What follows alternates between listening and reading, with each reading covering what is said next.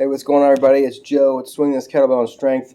And I'm going to make this short video before I go on vacation, a much-needed vacation for the past 2 years. So I'm on this site, and I keep getting all these social media things say, best workout for hypertrophy, best workout for strength, best workout for fat loss. Okay, so immediately what this jumps to my mind is single workout. Okay, so there is no a single workout. So that's not what you want, okay? So let me just go back to this. Like I said, it's a big site.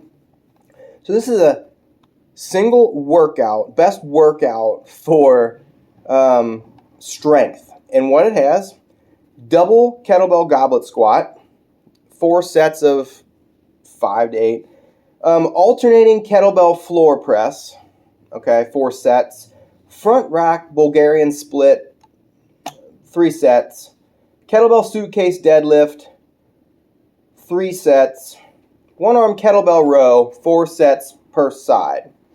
Okay, then what? They're saying to do this workout multiple times per week. Okay, here's my problem. You don't want a single workout. You want a program. Something that can be, the variables can be progressive. Okay, so this is just saying you're doing this over and over and over. The biggest thing, this seems right away just like simple and sinister. Okay, the reason why a lot of people don't get into that is because it's so incredibly boring. It's just incredibly repetitive, okay? And it's not really that fun because the movements are just the same over and over and over. Okay, so what you can have is you're looking for an actual program that someone has created. I'm not even going to say myself. You can use our stuff, but that's the thing. That's the difference between saying one workout versus one program of progressive or changing wave-loaded workouts. That's the thing that's going to keep people coming back and doing it. So you could set things up. Maybe you want to do a split. You can do that with kettlebells. You can do strength split, lower body, upper body. Next day, rest, lower body, upper body. I do it all the time. The last thing, personally, that I would do is the same workout 4 to 5 times per week. Just unbelievable boredom. So, and that's not really even a good thing for a beginner, because these aren't really even basic moves. So, I don't know. Like I said, look for something that's an actual program. Lots of people out there writing 4 weeks, things like that. Personally, I like 8 or so, because a month you can see some differences, but you're really going to start to see something after 2 months. I even have programs that are based on challenging multiple, like unilateral, double kettlebells, etc. They wave in volume, they wave in sets and reps that you're trying to do. They change the exercises that are still hitting the same muscles. That's a big thing. Like, if you're going to use kettlebells, there are so many things that you can do with them versus just the barbell. So that's the beauty of kettlebells. So, like here, you can do double kettlebell goblet squat. What is a double kettlebell goblet squat? I'm pretty sure they mean a double rack squat. So a lot of this stuff, these are people that are putting things out that don't have much kettlebell specific training or even coaching under their belt. Okay, maybe that's a typo. I mess up typos all the time. Maybe.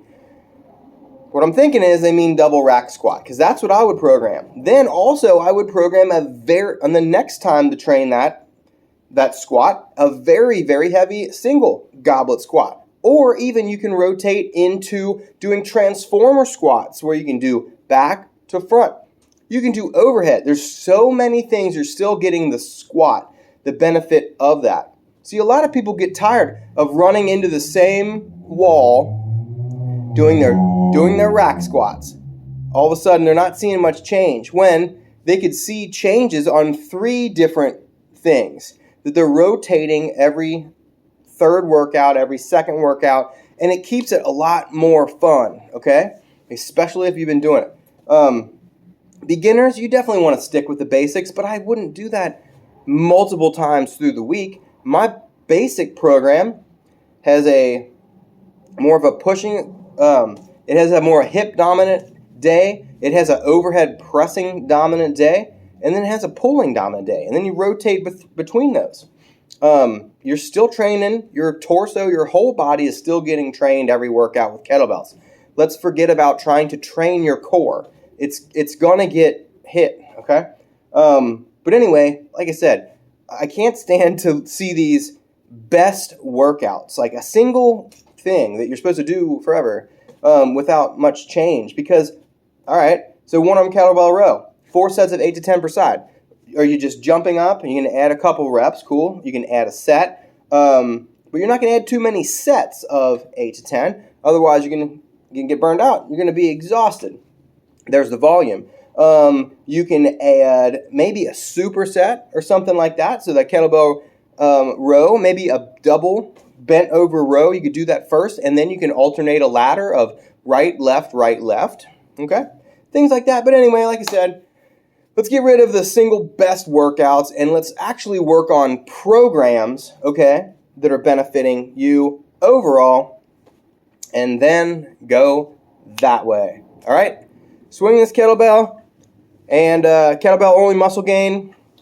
Know what we're talking about. All right, see ya.